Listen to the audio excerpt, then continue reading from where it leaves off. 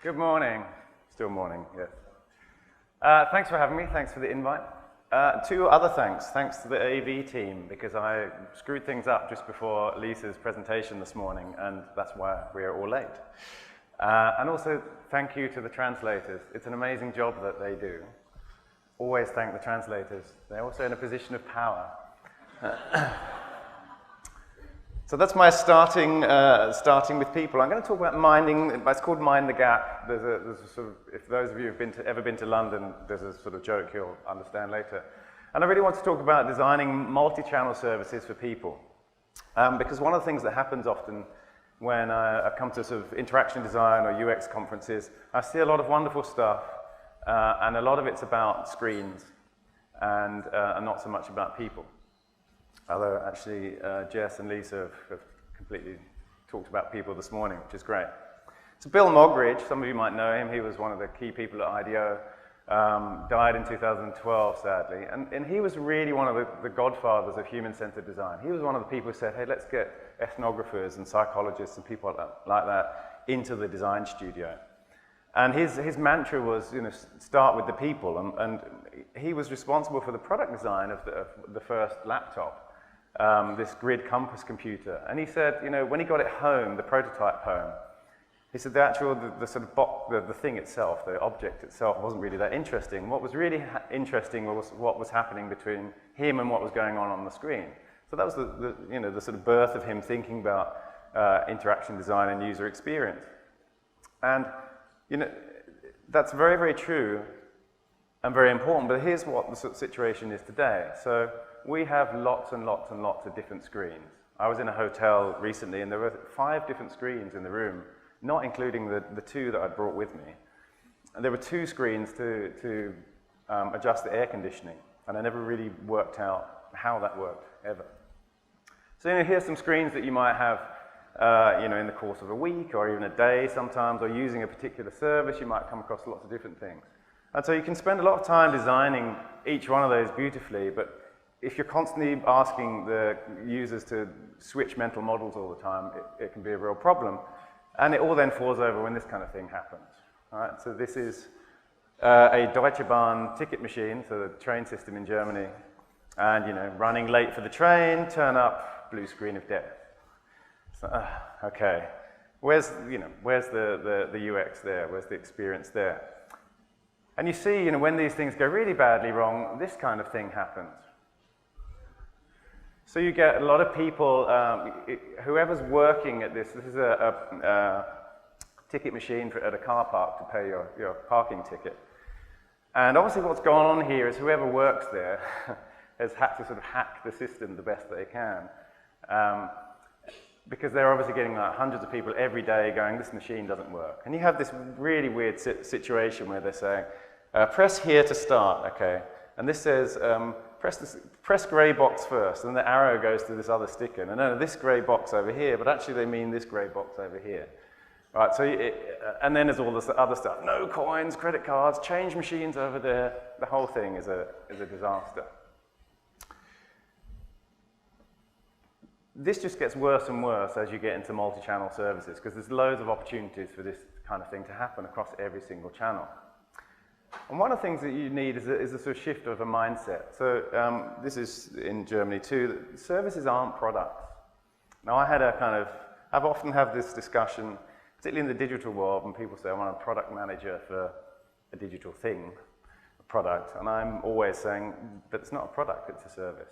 And you see quite often, who has Apple Care here? Does anyone have Apple Care on there? Well, no, a few people.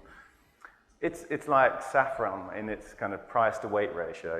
You pay an awful lot, and you can still buy a box of Apple Care if you go into a store. I don't think you get a CD anymore. You probably get, I don't know what you get, actually, a piece of paper with a code on it. I don't even know. Here, this is MediaMarkt. This is in Germany. It's a bit like Best Buy in North America. I don't know what the equivalent here is. A place where you go and buy, a TV or a washing machine or something like that. And here, they don't understand how to sell service, right? So what they do understand is we know how to sell stuff on a stand in a shop. So what we're going to do is we're going to sell power service, which is someone to deliver your TV here. It says TV Lieferpaket. and they put it in a tin. Now, I don't know what's in this tin. I presume it's not a little man who kind of unfolds and installs your TV in your home, but you see the kind of the struggle with this. And one of the things is because services are multi-channel and time-based, and Jess and Lisa have sort of talked about this a bit, it's a different kind of relationship. So if I have a product in my hand, I can look at it and I can hold it and I can look at how well it's been designed or not. Or I can look at the stitching on a piece of clothing and think, yes, I want to buy that or not. Services are much more intangible. So insurance is the kind of classic example. You can't hold your insurance in your hand. And in fact, you find out that the quality of your insurance is made up of interactions across many, many different channels, and usually with people. And in fact, you don't find out whether your insurance is any good or not until the very worst time, right, when something goes wrong. And by then it's too late. You can't have a car crash and you have a really bad dealing with your insurance company and then go, you know what, I'm going to change my insurance company at this moment. You can't get out of that. So it's a much more tricky situation than it is with products. So services are really ecosystems. Every part affects the whole, like any other ecosystem. And if you change a detail, then it affects the entire system. And if you change the system, like if you imagine a small pond or something, if the climate changes, the water temperature goes up a little bit, then what happens is everything else changes and some other organism becomes the dominant one in that pond, and the whole ecosystem changes. And it's complicated, it's really complicated. And one of the important things is you've got all these different aspects to it, and there's these little arrows that kind of join everything together, and you look at it on a diagram and you think that makes sense, but actually they're really, really important. As humans, we tend to look at the thing and not at the space between things and the transitions. And Jess, I think it was Jess, was talking about handoffs and transitions, and they're really important. Because as people move between those things, that's where the problems have, that's where the gaps start. And people are really important too in services. A lot of the value of services comes from interactions between people, and the services are sort of platforms that facilitate those interactions between people, and not just interactions with things and objects. And of course, there's no shortage of channels, right? I've inverted this because it usually comes out bad on projectors. This is the internet map. And you can zoom into this, it's like Google, it's built on the Google Maps API. You can zoom in and out of internet services. There's Google there, the big dominant thing, there's Facebook. But all of these other things, like I worked with a telco in Australia, a big telco, and they were one of these tiny little dots up here. These are all digital services. These are all online services on the internet. There's a lot of them. So, if you've ever been to London, who's been to London here? Yeah. I don't come from London, actually. I used to live there. You might know this. So on London Underground, you have someone, they're going, mind the gap. And what it is there's this gap between the train and the platform, and they don't want you to fall down it and die, because that's not very good for London Underground. So they have this thing called mind the gap. And it's a really important mantra, I think, for designing services. Because you've got these transitions between different service providers, and you've got transitions between different channels. As customers are moving through it, they're constantly switching. And traditionally, you have a sort of silo-based organization where, like Lisa was talking about this morning, you've got one department and another department and another department. They're actually all having some input onto a particular service. And that from the customer's point of view, or the citizen's point of view, you're experiencing as one whole thing, and you can't understand why there are all these gaps in it. Flying is an example I'm going to use. My workshop was about flying, and I believe Jess's was as well. Flying is one of the most expensive, bad experiences you can buy. It's incredible. Right? It's generally just got worse and worse, and it's got more and more expensive. And well, in some areas. And then there's the whole sort of low budget thing, which I shall come to in a moment. So this is Lavrans, one of the guys who wrote the book with me. And he was this is actually a picture of him flying to Berlin or flying back to Oslo from me. But he was trying to fly with his family from Oslo to New York. And he had a young child and he also had a baby. And he wanted to book a seat for his baby because it was a long-haul flight and he wanted to have the extra space and he was happy to pay for the extra space. Now, first of all, there's a kind of, the first gap is like this kind of interface gap. You can't book a seat for a child under 2 years old on this particular airline. And often that's the case. They either assume, I don't know if it's a legal thing, that you have the baby on your lap and you don't book a seat. So he thought, well, no, I really want to do this. So he called up the call center and they said, very helpful, don't worry, just book another seat. Don't worry that the passenger details don't match. Okay. So he tried to do this, and he gets assigned seats straight away, and they're distributed across the cabin. And at this point, he's thinking, oh no. So he calls customer services again, and he says, he tries to fix it, that's right. He tries to sort of rebook his seats or reassign his seats, and he loses his seat bookings altogether, and he thinks, oh no. So he thinks, okay, I'll call up. He calls customer services, and they say, yeah, I don't have any access greater than you do over the website. Okay, all right, well. And he thinks, hang on, I'm a service designer. I know how this works. 24 hours before my flight, I'm going to get an email. It's going to invite me to check in, and then at that point, I can do my seats. So, okay, he does that. 24 hours before his flight, he gets the email, goes to check in, and because he loses all of his seats completely, he then calls up again, and he says, look, I don't have any seats. They're all distributed across the cabin originally, and now I've lost them completely. And the call center staff says, don't worry, just get to the airport early, and at the check-in desk, they'll sort it out for you. He thinks, okay. I'm going to trust in this, but I'm going to just manage this part of the relationship here. So he's looking for taxis, he's looking for alternative hotels, he's looking for alternative flights and thinking this could go wrong. And he says to his wife, you know what? Because this is 24 hours before he leaves, right? This might go wrong. We might have to alter our plans. So anyway, so he gets to the airport, and so there's the first, and another gap is the gap between the call center staff and the check-in staff. So he gets to the check-in, explains the situation, and they say, we can't assign you any seats until the plane has arrived at the gate and it's ready for boarding. Don't worry, get to the gate early and they'll sort it out. Okay? Now, if anyone's ever traveled with children, you'll know this is really quite a stressful situation to be in. So when he gets to the gate, he's there, and as soon as the gate staff arrive, he kind of runs over with his baby on his arm and is kind of doing the emotional blackmail and saying, oh, please help me out. And then there's this kind of gap between the staff and the computer system. So the staff are having this argument, there's two people there, and they're having this argument about how best to cheat the system. One of them's going, no, do an F3 and a Z2 or something. And, no, it's much better. All this kind of arcane codes and stuff. The UX to those kinds of things is really crazy. And they say to him, don't worry, take a seat. We'll come over when it's sorted. Now, the story ends well, okay? So in fact, the human element wins, and they sort out his seating, and they all get seated together. But that's an awful lot of stress for something he expected to happen anyway. Right? So in each one of those situations, you've got a little sort of crack, which if you were the organization, you might look at and go, oh, that's not so bad. How many people are going to want to book a seat for their kid for their baby? Or, oh, that's not so bad, he just had to go to somewhere else.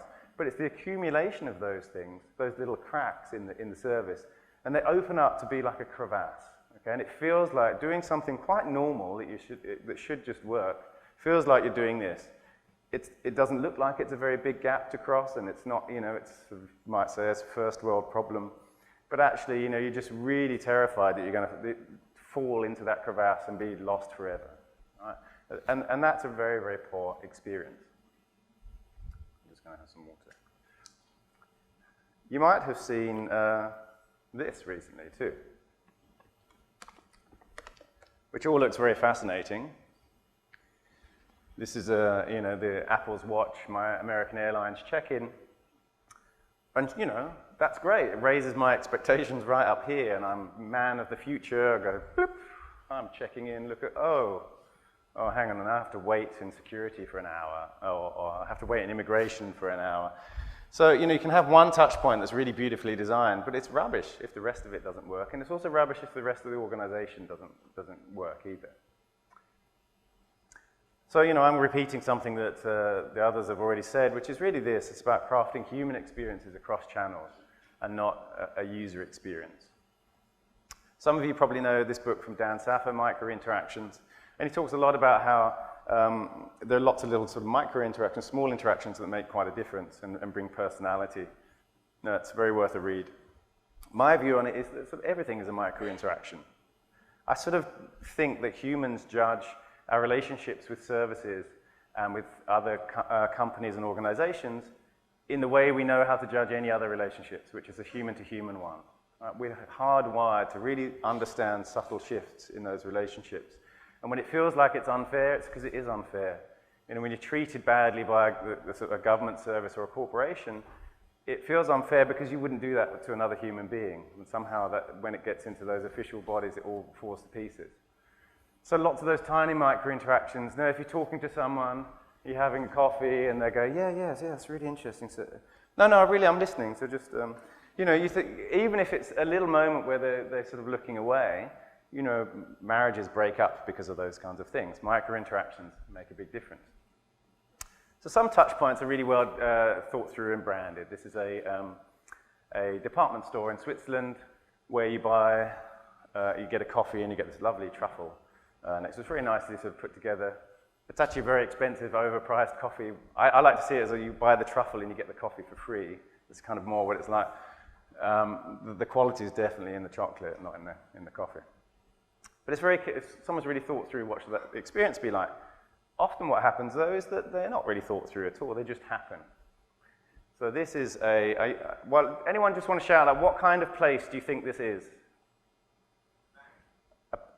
Got it first off, a bank. Right? Maybe that's common here. In Switzerland, this is unthinkable, right? So the plant would be made of gold, for starters, right? So here is something where, it's a bank, it's in Italy, and I'm going in and I'm thinking, I'm going to use this ATM machine now. Am I going to wake up with no kidneys? What's going to happen here? I don't really know. This is... you think about the money the bank has spent on their branding, their image and everything, all of those other IT systems, and this is my sort of first touch point. The door hook doesn't work, someone's propped the door open with a piece of cardboard, that hasn't worked, someone's then put this plant over there and it's wrapped up all the kind of doormat, and the plant is half dead anyway. Right? And it's just a really terrible, it doesn't instill confidence. So what happens with those things, if you don't design things, other people will.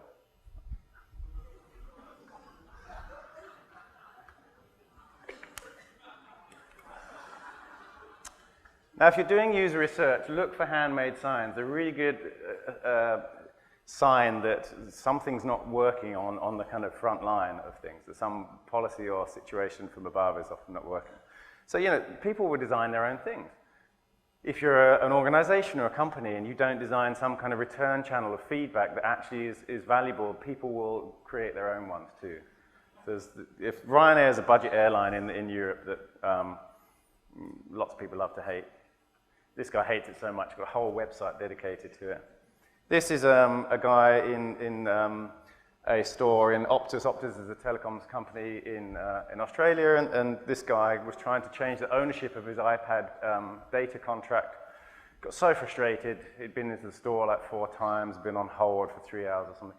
He went into a store and he chained himself to the desk in the store. Now, of course, you're in a store that's full of smartphones and people with smartphones, and what happens? Someone takes a photo, posts it on the internet. And eventually, he said, okay, I've made my protest. Back to Ryanair. Then this is a little bit unfair because these are some of the old assets. Ryanair have actually redesigned their site kind of a bit better. There's lots of dark patterns still in UI patterns in there. So, but the whole experience of traveling isn't just the website and the flight. It's It's finding out where to fly in the first place. It's all the stuff about having to print out my own booking pass and having to pay, boarding pass and having to pay for it. But it's also all the other people in the airline. So in Stansted Airport, it's not even in London, it's about an hour away from London. You know, the staff, everyone's just really annoyed.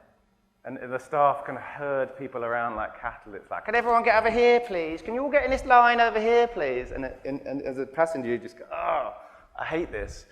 Everyone's then on the plane really angry. And they have a very quick turnaround time of their planes. One of the ways they save money is they turn the planes around, they sort of clean them and very quickly and refuel them. So if someone's sick or if something terrible happens, that doesn't really get dealt with. Right, so by the time you then get to London, you realize, I'm not actually in London even, and then it's just, the whole thing is lots of small bad experiences that aggregate to a kind of really terrible thing. So the thing is to look for where those frustrations are and how they manifest. That's mean, isn't it? If anyone's ever worked in a place like, that's mean. The service of frustrations was much about inaction as action. You know, people trying to do something and nothing happening. Jess talked about, you know, there was just this lack of feedback to things. So those kinds of things are so important. The thing is, I don't want to be a professional Amazon.com shopper. I want to buy something on Amazon. I want to buy a present. And I say I want to buy a Father's Day gift. And the underlying motivation is really I want to tell my father I love him. Right? So the further you go down that process, the more the opportunities to actually tackle that underlying issue or that underlying need are much broader. And when you're just at that kind of Amazon.com level or just at the product level or one single touch point level, you're only really dealing with a kind of tiny bit. You're dealing with a kind of symptom of the need and not actually the underlying need. And you also are having to deal with interfacing with backstage people and eco-services and systems. So, you know, when I order something from Amazon, arguably the entire infrastructure, apart from making Jeff Bezos lots of money, or not, is there to facilitate a relationship between me and that person there in the bottom right-hand corner. I say, I'd like something, and could you send it to me? Can you take it off a shelf and send it to me? Or with everyone else who's ever shopped in Amazon, you know, and I don't know what I want, but I did like this. Can you tell me something that might be good? You know, and those services are dependent on other third-party services too. So that Royal Mail in the UK lost 2 contracts from Amazon because they couldn't deliver in time. And if Amazon can't deliver quickly, then its main USP is that, well, what's the point? I might as well just go to the bookshop. So everyone loves a sort of clickbait link list of top 10 guiding principles. I don't know how many principles, I didn't count them actually, but here are my guiding principles.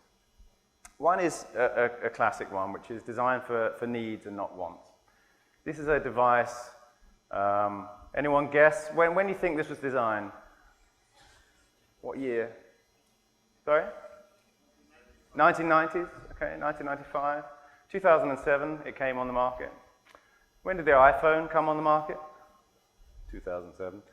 So this is, and then a Swisscom, this is a device from Swisscom. They're not stupid, Swisscom, they're very successful. But they designed a device that you can text message on your landline. Marketing said, there's a massive market for this. We've asked people. Now, I don't know exactly what they asked, but I can only guess that if you ask people, would you like to be able to text message on your landline? They say, yes. Except that what happened is nobody wanted it. You know, because if you're sitting on your sofa and the device is over there, you go, oh, you know, I'd quite like to text someone now. Well, this is going to cost me something. Oh, I'll just do this. People are lazy, right? So, and you don't want another device that just does one thing. So, you know, they ended up having to give them away in stores. I'm convinced there's a mountain in Switzerland somewhere that's just full of these things. Understand trust. It's delicate but potent. It's a really crucial thing. It's very easy to break trust.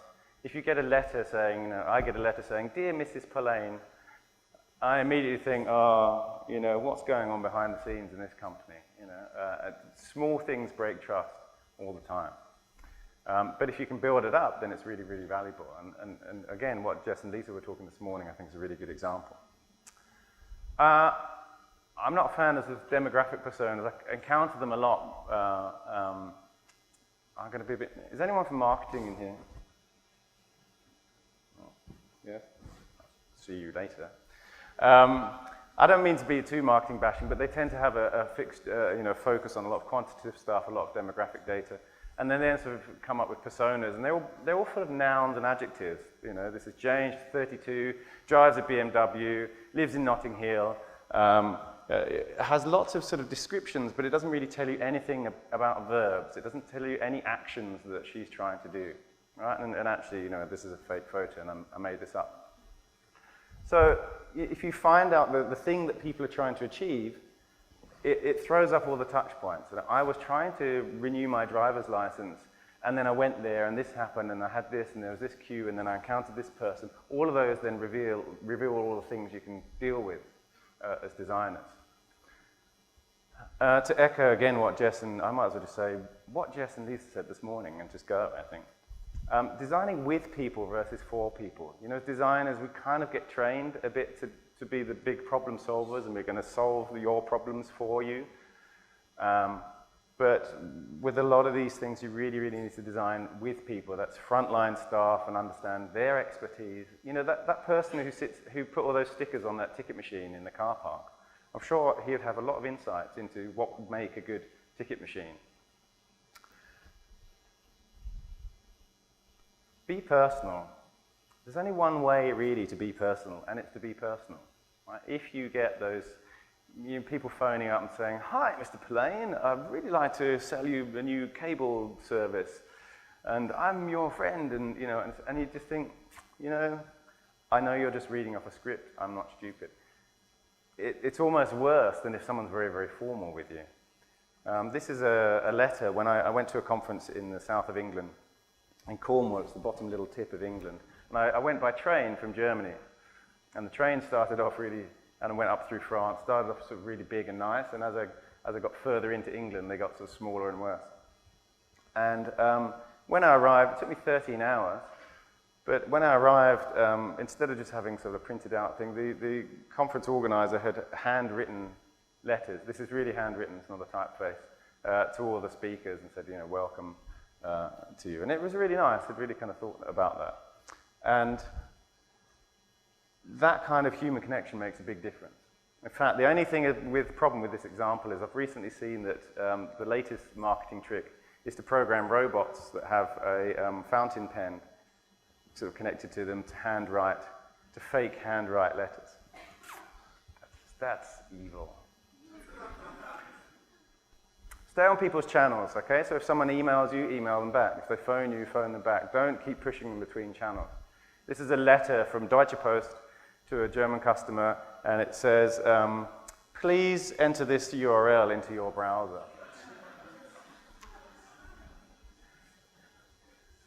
It's even worse, actually, because it says, the paragraph above says, please click on the link that you previously received in your email, or enter this into your browser. In which case I'm thinking, why are you even sending me this letter?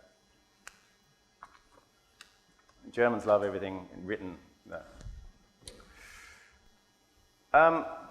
Align your delivery with expectations. Okay, this is one of the biggest errors that happens all the time. Is, you know, you're setting an expectation here and then you're delivering down here. And this is where the argument is for Ryanair, if your service is kind of down here, then, you know, set the expectations that that's what it's going to be. Don't set them up here. You know, this website has a load of these things. Most attractive angle, slightly fluffed up. Right, so that's as good as it gets. And so you're bound for disappointment. Look for non-intended design. I talked about those handwritten signs. There's a lot of stuff, and this is where designing with people is important, because people will do stuff on the sort of front line of service delivery and won't necessarily think about the consequences. So I walked past this and I thought, what's Flatland Toda? I don't understand that. Oh, it's flats wanted, landlord call today. And even when I see that now, I still read Flatland Toda, Swa Lordy 60, entered call 6303. Happens all the time. So look for those things. This is all low-hanging fruit. This stuff isn't actually that hard to fix. But this stuff kind of makes a big difference to the entire expectations and the sort of flow and transitions of the service. Error messages, they're the big lost design opportunity. Right? I showed you that Deutsche Bahn ticket machine. Things go wrong, so know that they're going to go wrong and design for it. Design something that empathizes with people and shows that, okay, something's going wrong and we're going to deal with it. Don't just show. I can't believe the amount of times I've seen screens in public spaces like airports or wherever else that's got one of those little Windows XP things floating around and it going, please reboot your system. I just think, wow, that's a lost opportunity. Saying sorry to people really matters. This is from Australia. In Australia, the Aboriginal community were really subject to pretty much genocide unfortunately, from the British when they went over. And for a very long time been asking governments to say sorry, to apologize. And, you know, Prime Minister's going, yeah, we deeply regret, but they wouldn't actually say sorry because they were worried about land claims. And when, I think this is 2006, when they finally did say sorry, the Prime Minister then, Prime Minister Rudd said sorry, it was a really, really emotional moment. So, you know, again, it's about understanding a human relationship, whether you're delivering a service as a government or delivering it as a corporation or even a sort of small service. Actions speak louder than words. So when you say we are, you know, deliver excellence in service and so forth, and you don't, then, you know, what you do makes much more of a difference than what you say. And the classic one is being on hold, right? So you call up a call center and they say, your call is really important to us. And then half an hour later, you're still hearing, your call is really important to us, please hold. And what they're really saying through their actions is, your call is not important to us at all, go take a jump. Okay. Actions speak louder than words, and small acts make a big difference. The reason why relationships flounder because someone won't say those 3 words of I love you, or the reason why little notes like this make a difference is because as humans we relate to them. So often attending to those kinds of details and thinking, you know, how would this be if I was a human? Would I communicate in this way? Is a really good way of kind of thinking about how I can create that kind of empathy. It also defines the tone of voice. So this is a hotel in London called the Hoxton Hotel, and they really try to have a different kind of persona and a different attitude to most hotels and try and do things differently. And they look for all different touch points. Some of them are really banal. Like, here's a sign for how to open the window. And in hotels, you know, you can only tip the windows, you can't actually fully open them, so you can't jump out. And it says, stupid sign number 1, this window only tilts, okay? And then this is a thing about them having to lock down their iPads that they have in the lobby. And it says, Mr. A. Lock, head of security. That's a little funny joke. So all the time, you know, wherever they are, instead of thinking, we'll just do what everyone else does, here's an opportunity to show personality. And you can also use those things to demonstrate empathy. So this is a microwave oven, and it has a button that says, a bit more. Or these toilet signs, for example, right? So attending to those details is important. Again, it's showing the kind of human relationship. It shows that you understand.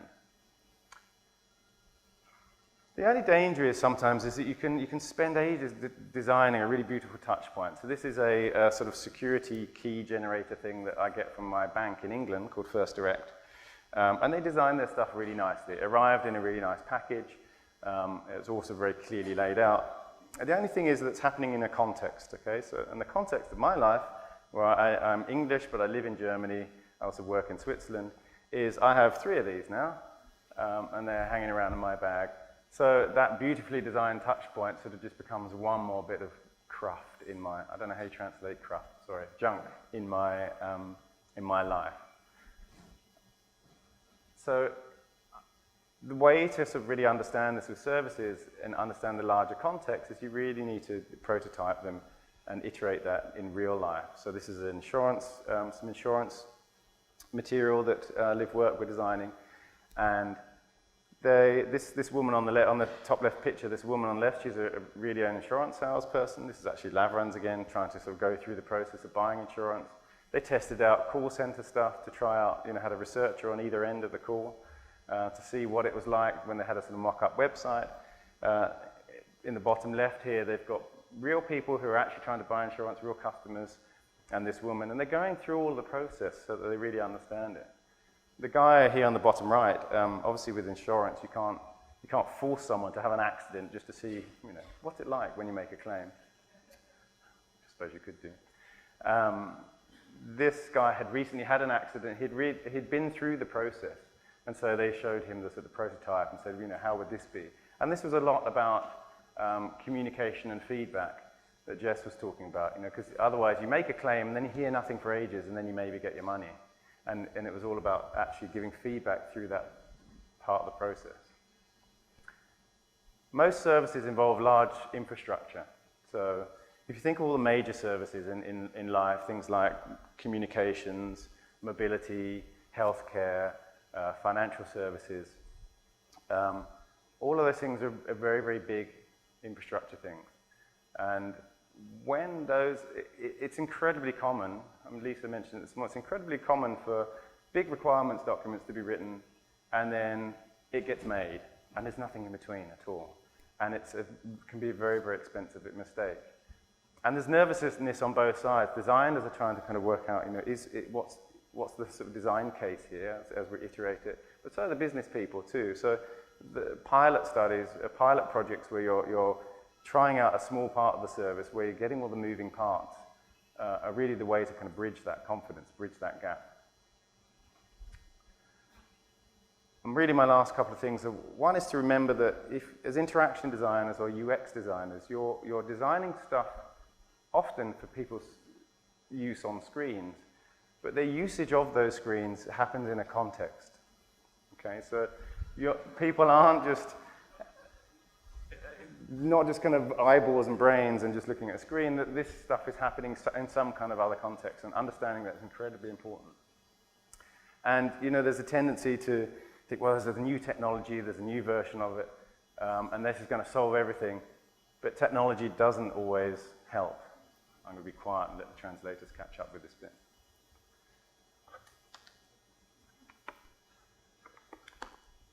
I don't know if they can read it. So he's saying, just in case they can't read it, I'm dumping, be warned, I'm dumping you when I get home tonight. And she goes, fine, I was thinking we could do some time apart anyway. What? Jenna, I meant to say I'm jumping you, not dumping you, and now you're telling me you want to break up? Well, this is awkward. Okay, so please remember, when you're designing things, you're across multiple channels, and you've got people are transitioning constantly between those different channels. Tune back into the human element. It's the most important bit, and it really makes a difference to the rest of the design. Thank you very much.